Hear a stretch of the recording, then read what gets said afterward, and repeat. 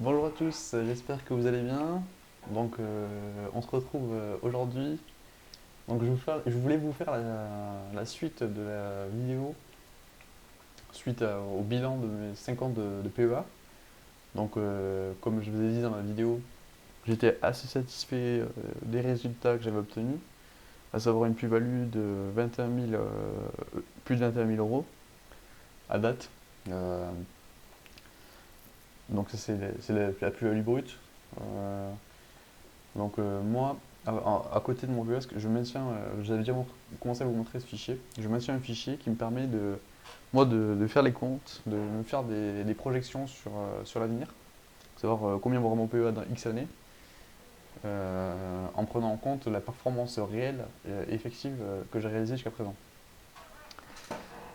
Euh, voilà pour le contexte. Donc, comme vous pouvez le voir, euh, actuellement, mon PEA en net annuel, en total net, donc il m'a rapporté 17 928, ce qui me fait un net donc c'est une plus-value de 51%. Donc par an, c'est comme si je générais 3 000 euros via le PEA. Donc vu que j'ai une stratégie passive à l'ETF, j'ai rien à faire, excepté mon DCA mensuel en choisissant mes ETF. Ça me fait, donc je me suis amusé à calculer la performance annuelle, mensuelle et journalière. Mensuel, c'est comme si je gagnais tous les mois 300 euros, quasiment, 294 euros net. Mais bon, c'est pas.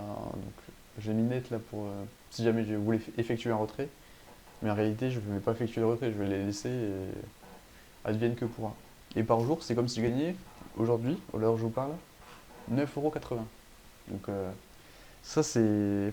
Le fait de faire ces petits calculs-là, ça permet, dans la vie de tous les jours, c'est ultra motivant, ça permet dans la vie de tous les jours, de se dire que ça, par exemple, je sais pas, vous achetez un truc au resto, vous dites, là ça coûte 10 euros, c'est mon PEA qui me le paye, vous voyez. C'est des petites pensées comme ça qui, petit à petit, mis à vous, qui vous permettent d'avancer. Euh, donc, Actuellement, donc, j'ai 28 ans, donc là c'est le montant de mon PEA. L'année prochaine, il vaudra ça, si je continue les versements. Donc là, j'ai mis 500 pour être un peu plus proche de la réalité, vu que je vais mettre en place d'autres choses. Déjà, c'est un assez bon taux d'épargne par rapport à mes revenus. Euh, du coup, un intérêt annuel l'année prochaine, ça sera comme si je gagnais 6 000 euros, quasiment 5 900 euros. Un intérêt mensuel, du coup, 500 euros. Et un intérêt journalier, 16 euros. Donc là, j'ai quasiment doublé, j'aurais quasiment doublé mes intérêts journaliers par rapport à aujourd'hui. Donc on passerait de 9 euros à 16 euros l'année prochaine quand j'aurai 29 ans. À 30 ans, je serai à 88 000 euros. Donc les 100 000 euros pour moi ils seront atteints à 31 ans. Et je générerai donc mensuellement 8 000 euros et mensuellement 673 euros et soit 22 euros journaliers. Voilà, donc ça je me suis amusé à faire le calcul parce que moi c'est quelque chose qui me permet de me projeter et vraiment ça me motive au quotidien de voir ces chiffres évoluer sans pour autant me rendre malade avec ça quoi. Parce que sinon, si vous vivez que pour ça, euh, bonne chance. Et en fait, j'en viens à la suite, qui est de dire, en fait, si vous ne définissez pas initialement un pourquoi vous voulez investir, vous n'y arriverez jamais. Donc moi, mon pourquoi actuel, c'est de me dire, j'ai pas envie de travailler toute ma vie. Enfin, j'ai envie de travailler toute ma vie. C'est pas vrai, c'est pas vrai de le dire comme ça. J'ai envie de travailler toute ma vie, mais au bout d'un certain moment, je vais avoir envie de lâcher un peu l'activité salariée pour soit me mettre à mon compte, soit avoir plus de temps pour moi, tout simplement. Donc ça c'est parce que les chiffres c'est bien beau, mais ça, ça, ça, ça ne nous aidera pas en fait. Il faut que vous réfléchissiez. Si aujourd'hui je vous donne 5 000 euros que vous gagnez tous les mois, qu'est-ce que vous allez faire? Est-ce que bien sûr, moi aussi je serais content de comme ça. Mais si on a rien, s'il y a rien de concret derrière, c'est quelque chose qui peut, qui peut nous bloquer, en fait, dans la vie. Donc moi, du coup, en partant de cette considération-là, je me suis dit, j'ai envie de passer toute ma vie en France, mais je ne m'interdis pas d'aller à l'étranger de temps en temps pour voyager. Donc je me suis dit, ce serait pas mal de mettre ça en adéquation avec d'autres données.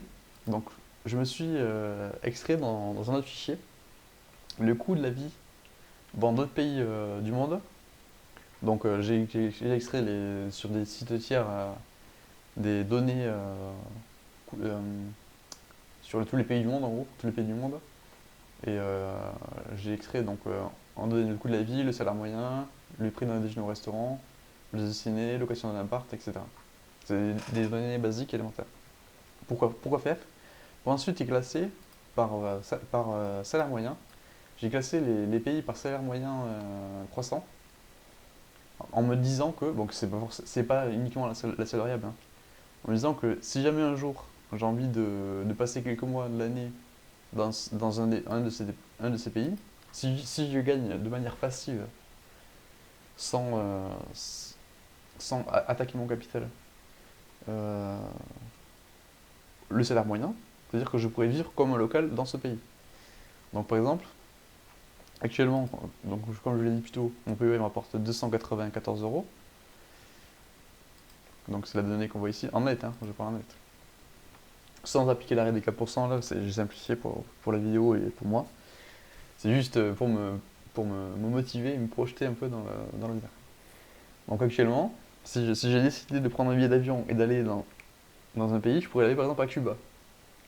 Je pourrais aller en Gambie, à Madagascar, en Égypte, au Cameroun. Bon, je sais pas si vous voulez faire, hein. En gros, là, j'ai une petite liste de 37 pays sur les 190 de la planète où je pourrais aller et vivre aujourd'hui.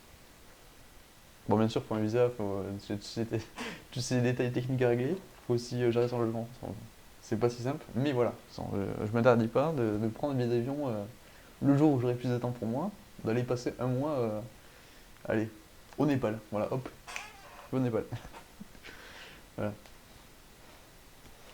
Donc, voilà. Moi, je pense que c'est vraiment important que vous, de vos côtés, vous réfléchissiez, vous définissiez un pourquoi vous investissez. Et ensuite, une fois que vous avez défini votre pourquoi, vous mettez en place des actions concrètes qui vous permettent au quotidien de faire. Vous chiffrez concrètement combien vous rapporte vos investissements, combien vous projetez dans le futur que ça va faire. Et ensuite, à partir de là, vraiment, c'est une aide sans commune comparaison en fait. C'est vraiment puissant comme façon de faire. Voilà.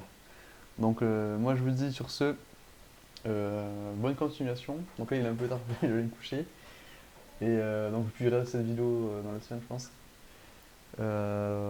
Et voilà, donc n'hésitez pas à commenter dans l'espace commentaire, likez aussi la vidéo et n'hésitez pas à la partager si ça vous plaît. Et moi vous savez, je réponds à tout le monde, donc n'hésitez pas. Voilà. Allez, salut tout le monde!